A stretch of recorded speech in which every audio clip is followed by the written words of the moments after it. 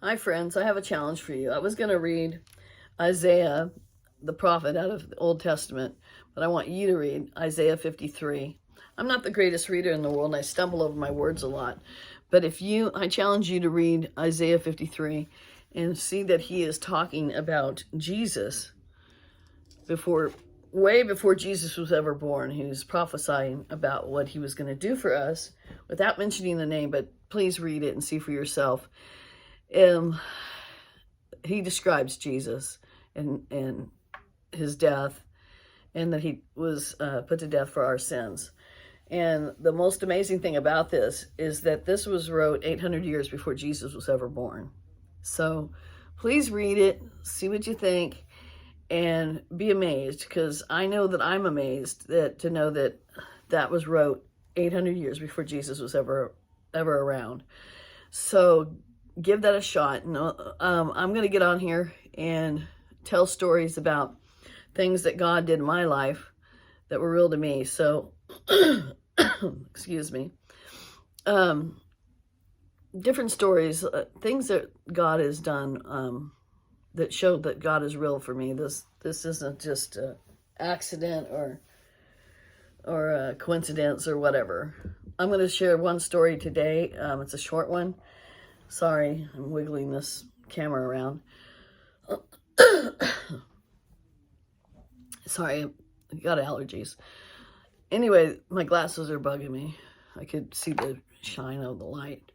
So the first thing I'm going to tell you, years ago when I was married to my first husband, we had one car between us, and he had to go to the store to get some groceries. And he was asking me what all did we need, and I was telling him, and we were outside, and he had the car backed up in the driveway, and you have to back out of this driveway. And we lived in an apartment house, and there was a little boy about 2 or 3 years old riding one of those big wheels.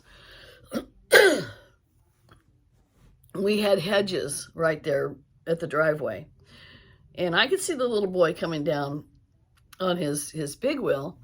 And I was talking to my ex-husband at the time and telling him what we needed, and so he started to back up and leave, and I turned around and I went through the door, and when I went through the door, I realized that we needed bread.